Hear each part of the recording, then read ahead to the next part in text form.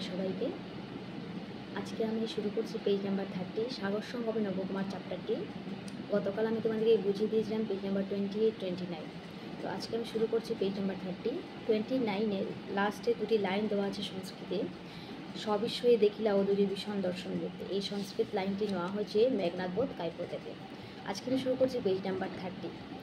যখন নবকুমার নিদ্রাভঙ্গ হইল তখন রজনী গভীরা, অর্থাৎ যখন নবকুমার এই বালুর স্তূপের মধ্যে ঘুমিয়েছিলেন এবং ঘুম ভাঙার পর তিনি দেখলেন যে রাত্র অনেক হয়ে গেছে, এখন যে তাকে ব্যাঘ্রে হত্যা করে নাই ইহা তাহার আশ্চর্য বোধ হইল, এবং এখনও যে ওনাকে বাঘ হত্যা করবে সেটা দেখে ওনার আশ্চর্য হইল। ইতস্তত অর্থাৎ এদিকে ওদিকে নিরীক্ষণ করিয়া দেখিতে লাগিলেন, এবং তিনি এদিকে ওদিকে লক্ষ্য করে দেখলেন যে ব্যাঘ্র আসিতেছে কিনা, অর্থাৎ বাঘ আসছে কিনা। অকস্মাৎ সম্মুখে বহু দূরে একটা আলোক দেখিতে পাইলেন। হঠাৎ তিনি অল্প দূরে, বহু দূরে অর্থাৎ অনেক দূরে একটা আলো দেখতে পাইলেন। পাছে ভ্রম জন্মে থাকে, অর্থাৎ পিছনে ওনার মনের মধ্যে একটা ভয়ও ছিল। এই জন্য নবকুমার মনোভিনিবেশপূর্বক তৎপ্রতি দৃষ্টি করতে লাগলেন। সেই জন্য তিনি এই আলোর দিকে মনোসংযোগ সহকারে দেখতে লাগলেন যে এই আলোটা কিসের আলো। আলোক পরিধি ক্রমে ক্রমে বর্ধিতায়ন এবং উজ্জ্বলতর হইতে লাগলো, এবং এই আলোটা ধীরে ধীরে বড় এবং উজ্জ্বল হয়ে উঠল। আগ্নেয় আলোক বলিয়া প্রতীতি জন্মাইল, এবং তিনি যখন দেখলেন তখন ওনার মনে হলো যে এই আলোটা আগুনের আলো। ওনার বিশ্বাস হলো যে এই আলোটা আগুনের আলো।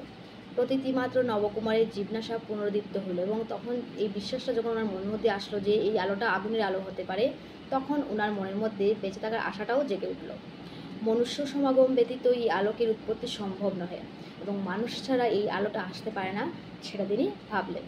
কেননা এ দাবানলের সময় নহে, কারণ এই যে সময়টা তিনি এখানে গিয়েছেন সেই সময়টা দাবানলের শুকনো সময় নয়, যখন গাছে গাছে লেগে যে আগুন লেগে যাবে এরকম সময় নয়।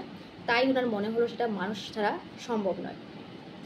নবকুমার গাত্রতাম করিলেন। তখন নবকুমার যে যা স্থানে ছিলেন সেই স্থানটা ত্যাগ করে রোয়ানা হইলেন। যথায় আলোক সেদিকে দাবিত হইলেন, এবং যেদিকে আলোক সেদিকেই রোয়ানা হইলেন। একবার মনে ভাবিলেন, একবার ওনার মনে হইল যে এই আলোক ভৌতিক, হয়তো আমি যেটা ভাবছি সেটা নাও হতে পারে, হতেও পারে। কিছু সংখ্যায় নিরস্ত থাকলেই কোনো জীবন রক্ষা হয়। যদি উনি সংখ্যায় ওনার মনের যে তিনি যেটা ভাবছেন সেটা যদি ঠিক থাকে তাহলে ওনার জীবন রক্ষা সম্ভব। এই ভাবিয়া নির্ভীক চিত্তে আলোক লক্ষ্য করিয়াছিলেন, এবং সেটা ভাবে তিনি নির্ভীক চিত্তে কোনো ভয় না রেখে আলোর দিকে রওনা হইলেন। বৃক্ষ লতা বালুকা স্তূপ পদে পদে তাহার গতিরোধ করিতে লাগলো। বা যখন তিনি রওনা হইলেন তখন ওনার পদে পদে বা বৃক্ষ লতাগুলা গতিরোধ ওটাকে বাধা দিতে লাগলো। এবং তখন তিনি কি করলেন, বৃক্ষলতা দলিত করিয়া বালুকা স্তূপ লঙ্ঘিত করিয়া নবকুমার চললেন। তখন তিনি এই বৃক্ষলতাকে দলিত করিয়া বালুর স্তূপকে লঙ্ঘিত করে তিনি আলোর দিকে রওনা হইলেন। তৎপ্রবায় শিখরাশির মনুষ্যমূর্তি আকাশপটস্থ চিত্রে ন্যায় দেখা যাইতেছে। তখন তিনি দেখলেন যে একজন আকাশপটস্থ একজন মনুষ্য মূর্তি চিত্রের ন্যায় ওনার মনে হইল। নবকুমার শিখরাশীন মনুষ্যের সমীপবর্তী হইবের স্থির সংকল্প করিয়া ও শীতলীকৃত বেগে চলিলেন। তখন তিনি স্থির করলেন যে তিনি ওই মনুষ্য মূর্তির সম্মুখে যাবেন। পরিশেষে স্তূপারোহণ করিতে লাগলেন। তখন তিনি রওনা হলেন যাওয়ার জন্য। তখন কিঞ্চিত শঙ্কা হইতে লাগলো, মনের মধ্যে একটা ভয়ও ছিল, সংখ্যাও ছিল, তথাপি অকম্পিত পদে স্তূপারোহণ করিতে লাগলো। তখন তিনি অকম্পিত অর্থাৎ ভয় না রেখে এগিয়ে চললেন। আসীন ব্যক্তির সম্মুখবর্তী হইয়া যাহা যাহা দেখলেন তাহাতে তাহার রোমাঞ্চ হইল, এবং এই ব্যক্তির যখন সম্মুখে গেলেন তখন সব কিছু দেখে ওনার সর্বশরীরের মধ্যে রুমগুলা শিরশিরে উঠল, তার রোমাঞ্চ হয়ে উঠল। তিষ্ঠিবেন কি প্রত্যাবর্তন করবেন, থাকবেন না চলে যাবেন, তাহা স্থির করতে পারলেন না, এবং সেটা তিনি স্থির করতে পারছেন না যে তিনি এই ব্যক্তির সামনে থাকবেন না এখান থেকে চলে যাবেন। শিখরাশীন মনুষ্য নয়ন মুদ্রিত করিয়া ধ্যান করিতেছিল, এবং যে ব্যক্তির সামনে গিয়েছিলেন সেই ব্যক্তিটি ধ্যান করতেছে চোখ বন্ধ করে। নবকুমারকে প্রথমে দেখিতে পারিল না, নবকুমারকে প্রথমে দেখতে পেল না। নবকুমার দেখিলেন তাহার বয়স্ক্রম প্রায় 50 বছর হবে। নবকুমার দেখলেন যে ব্যক্তি ধ্যান করছে সেই ব্যক্তিটির বয়স প্রায় 50 বছর হইবে।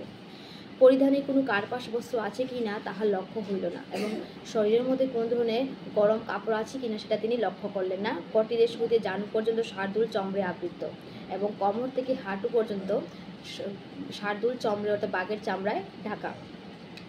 আয়ত মুখমণ্ডল শ্মশ্রু জটা পরিবেষ্টিত, এবং মুখের মধ্যে দাড়ি।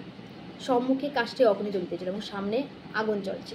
সেই অগ্নির দীপ্তি লক্ষ্য করিয়া নবকুমার সেই স্থলে আসিতে পারিয়েছিলেন, এবং যে আলোটা দেখছেন সেই আলোটাকেই তিনি লক্ষ্য করে এখানে এসেছিলেন। সেই অগ্নির দীপ্তি লক্ষ্য করে নবকুমার সেই স্থলে আসিতে পারিয়েছিলেন, নবকুমার একটা বিরাট দুর্গন্ধ পাইতে লাগলেন। যখন তিনি এসেছেন তখন এখানে আসার পর তিনি একটা দুর্গন্ধ, খারাপ গন্ধ পাইলেন।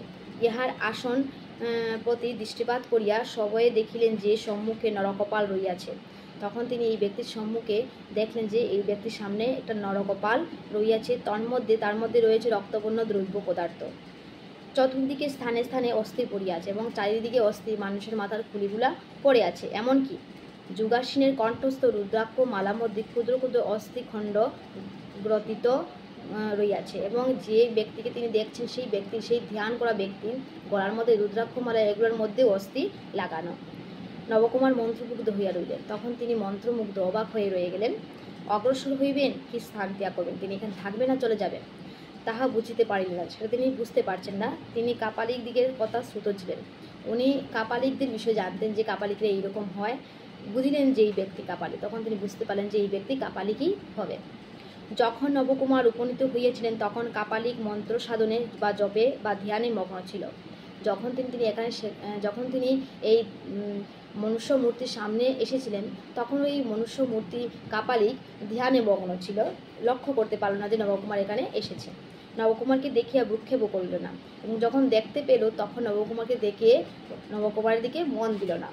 অনেকক্ষণ পর ওনাকে নবকুমারকে জিজ্ঞাসিল যে কস্তং অর্থাৎ কে তুমি? নবকুমার কহিলেন ব্রাহ্মণ। নবকুমার বললেন যে আমি একজন ব্রাহ্মণ। কাপালিক কহিল তিষ্ঠ অর্থাৎ বসো। এই কহিয়া পূর্ব কার্যে নিযুক্ত হইল। নবকুমার দাঁড়াইয়া রইলেন এবং সেটা বলে তিনি আগের কাজে, ধ্যানের কাজে ব্যস্ত হয়ে পড়লেন এবং নবকুমার এখানেই দাঁড়াইয়ে রইলেন। এইরূপে প্রহরাদ্যগত হইল এবং এইভাবে এই প্রহরটা শেষ হলো। পরিশেষে কাপালিক গাত্রোত্থান করিয়া নবকুমারকে পূর্ববৎ সংস্কৃতে কহিল এবং পরিশেষে যখন ওনার কাজ শেষ হলো তখন এই কাপালিকটা নবকুমারকে আবার সংস্কৃতে বলল যে মমানুসর কথাটির অর্থ হলো আমাকে অনুসরণ করো। ইহা নিশ্চিত বলা যাইতে পারে যে অন্য সময়ে নবকুমার কদাপি ইহার সঙ্গে হইতেন না।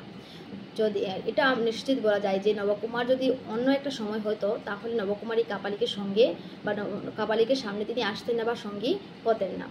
কিন্তু এখনই ক্ষুধা তৃষ্ণায় প্রাণ কণ্ঠাগত, এখন যে অবস্থায় আছেন সেই অবস্থায় তোমার প্রাণটা কণ্ঠের কাছে এসে গেছে, অর্থাৎ ক্ষুধা তৃষ্ণায়। অর্থাৎ কহিলেন প্রভুর যেমত আজ্ঞা। তখন তিনি বলেন যে প্রভু অর্থাৎ কাপালিককে বলছেন আপনার যেমন আজ্ঞা, কিন্তু আমি ক্ষুধা তৃষ্ণায় বড় কাতর, আমি ক্ষুধা তৃষ্ণা অনেক কাতর। কোথায় গেলে আহার্য সামগ্রী পাইব অনুমতি করুন, আমাকে অনুমতি দান যে আমি কোথায় গেলে আমি আহার জল এগুলো পাবো। কাপালিক কহিল বৈরবী প্রেরিত হসি মমানুষর পরিতুষতে ভবিষ্যতি। এইটা সংস্কৃতে দেওয়া আছে। বৈরবী প্রেরিত হসি অর্থাৎ ভৈরবী মা তোমাকে পাঠিয়েছেন, মমানুষতে আমাকে অনুসরণ করো, পরিতুষতে ভবিষ্যতে অর্থাৎ তুমি তোমার স্থানে, তুমি যেখানে যেতে চাও তুমি সেখানে আমি তোমাকে নিয়ে যাব, আমাকে অনুসরণ করো, ভৈরবী মা তোমাকে পাঠিয়েছেন। নবকুমার কাপালিকের অনুগামী হইলেন। নবকুমার তখন কি করলেন? কাপালিকের সঙ্গে রওনা হইলেন। উভয়ে অনেক পথ বাহিত করলেন এবং উভয়ে একসঙ্গে অনেক পথ গেলেন। পথির মধ্যে কেহ কোনো কথা কহিল না এবং রাস্তার মধ্যে কেউ একজন আরেকজনের সঙ্গে কথা বলল না। পরিশেষে এক পর্ণকুটির প্রাপ্ত হল। পরিশেষে একটি পাতার কুটির দেখলেন। কাপালিক প্রথমে প্রবেশ করিয়া নবকুমারকে প্রবেশ করিতে অনুমতি করিল এবং কাপালিক প্রথমে এই পর্ণকুটিরে ঢুকে নবকুমারকে বলল ঢুকার জন্য এবং নবকুমার অবোধগম্য কোনো উপায়ে একখণ্ড কাষ্ঠে অগ্নি জ্বালিত করিল। নবকুমারকে তদালোকে দেখিলেন যে এই কুটির সর্বাংশে কিয়া পাতায় রচিত, তন্মধ্যে কয়েকখানা ব্যাঘ্র চন্দ্র আছে, এক কলস জল ও কিছু ফলমূল আছে। তারপর কি করলো? কাপালিক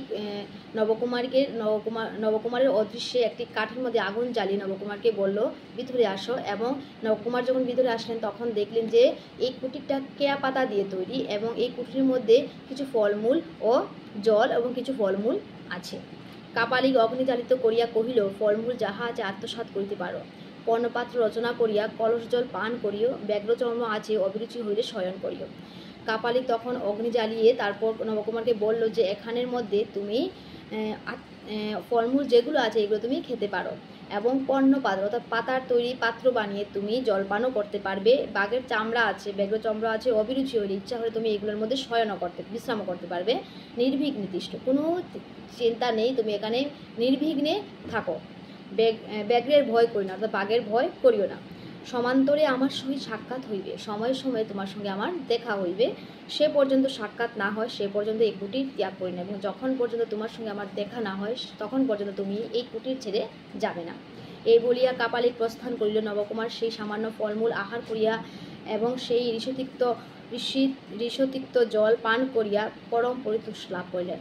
তারপর নবকুমারকে এখানে রেখে কুটিরে রেখে কাপালিক চলে গেল এবং নবকুমার এখানে যে ফলমূল ছিল এগুলো খেয়ে পরিতোষ লাভ করিলেন।